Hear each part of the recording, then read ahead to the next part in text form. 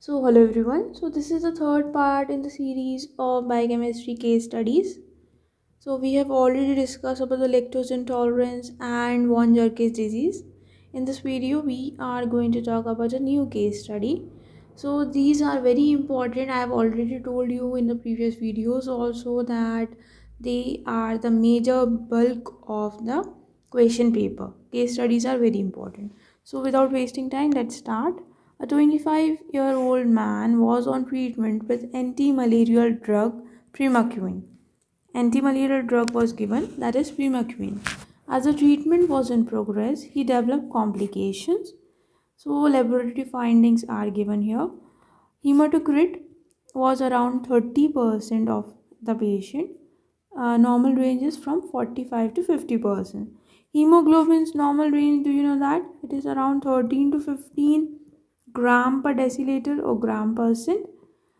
So before treatment of what? Before treatment with the anti-malarial drug, his hemoglobin was around 12 gram per deciliter.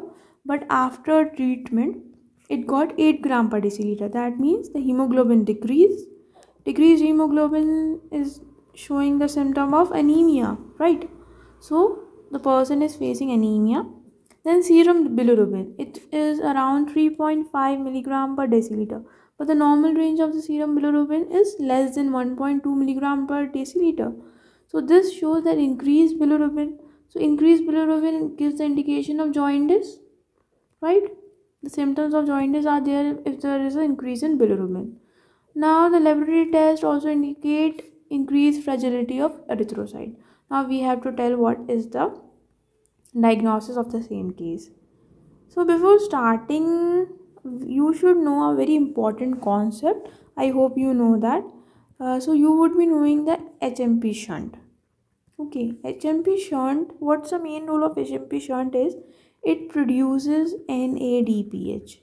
So it's very important that HMP shunt works properly and NADPH is produced.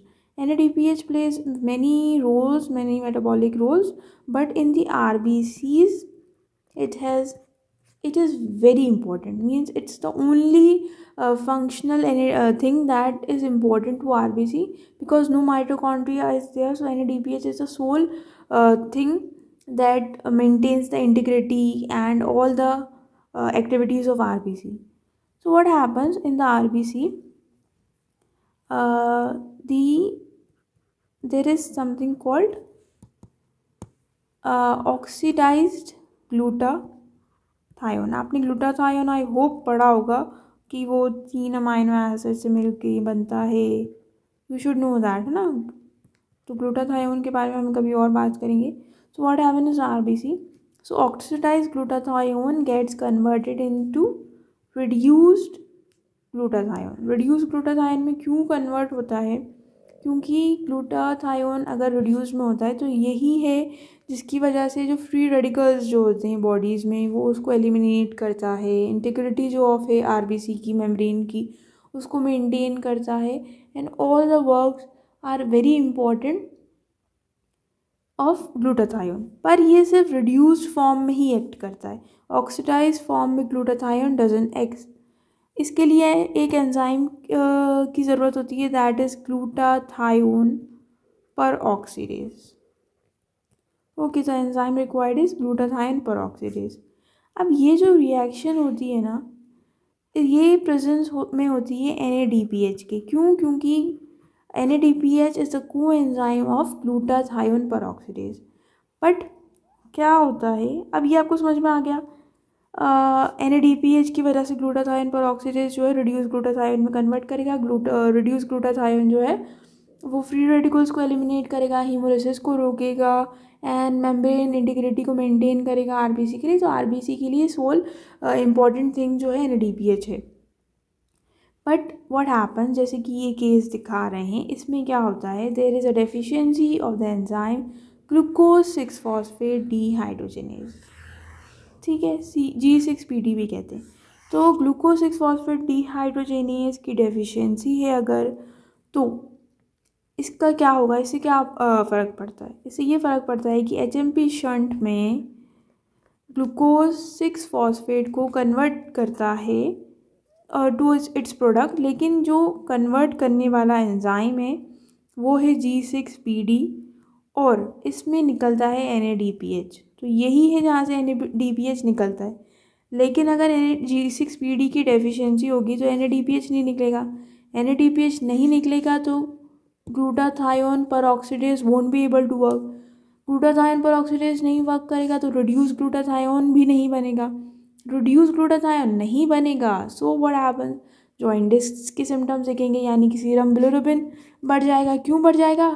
क्योंकि there is a hemolysis of RBC. तो hemolysis होने लगेगा तो bilirubin का level बढ़ जाएगा। Haemolysis हो रहा है आरबीसी का तो ऑब्वियस सी बात है हीमोग्लोबिन कम हो जाएगा। हीमोग्लोबिन कम हो जाएगा तो this shows anaemia. I hope समझ में आ गया होगा, बस इतना सा कॉन्सेप्ट है। ठीक है, पूरी स्टोरी समझ में आई, ये एक स्टोरी की तरह समझ लिया तो समझ में आ जाएगा। एक बार पढ़ लेते हैं। G6PD की डेफिशिएंसी हो रही है, सीवियरली अफेक्टिंग एरिथ्रोसाइट, क्योंकि ये इम्पेयरमेंट कर देता है प्रोडक्शन ऑफ NADPH का। ठीक है, जो कि एक कोएंजाइम है ग्लूटाथायोन परऑक्सीडेज का, जो इनएक्टिवेट करता है फ्री रेडिकल्स को। अब जैसे फ्री रेडिकल्स इतने ज़्यादा बढ़ क्यों जाते हैं, वो रीज़न ये है कि प्रीमाक्योन जो है ना वो फ्री रेडिकल्स को बढ़ा देता है। लेकिन अब ये अवॉइड नहीं कर पा रहे हैं क्योंकि G6PD की डेफिशिएंसी इनहेंस NADPH की डेफिशिएंसी हो गई। तो रिड्यूस ग्लूटाथायोन नहीं बन रहा है, रिड्यूस ग्लूटाथायोन नहीं बन रहा है तो आरबीसी का हीमोलिसिस हो रहा है, हीमोलिसिस हो रहा है तो बिलिरुबिन बढ़ रहा है और जॉइंटिस कॉज कर रहा है, और इसकी वजह से हीमोग्लोबिन कम हो रहा है जो एनीमिया की सिम्टम्स दे रहा है। तो यही है, हीमोलिसिस ऑफ आरबीसी हो रहा है, कॉन्सिक्वेंटली जॉइंटिस हो रहा है और डेटा रिड्यूस हीमोग्लोबिन दिखा रहा है और इंक्रीज सीरम बिलिरुबिन दिखा रहा है। आई होप समझ में आया होगा। बहुत इंपॉर्टेंट केस स्टडी है, वॉन जर्केज आ सकती है या फिर G6PD की डेफिशिएंसी आ सकती है। तो कोई ना कोई केस स्टडी तो आना है पेपर में या वाइवा में पूछ लेंगे। वाइवा में ये सारे क्वेश्चन पूछेंगे क्यों हो रहा है ऐसा। आप पूरी अगर स्टोरी बता दोगे तो आपको फुल मार्क्स दे देंगे, नहीं तो नहीं देते। कन्फ्यूज़ करने के लिए तो बैठे होते हैं टीचर्स। तो आपको मेन पर्पस पता होना चाहिए कोई भी चीज़ पढ़ने के लिए। You should know the very basic, very बहुत इंपॉर्टेंट है। ठीक है, सो आई होप समझ में आया होगा and keep watching the videos, hope it will help you. Thank you for watching.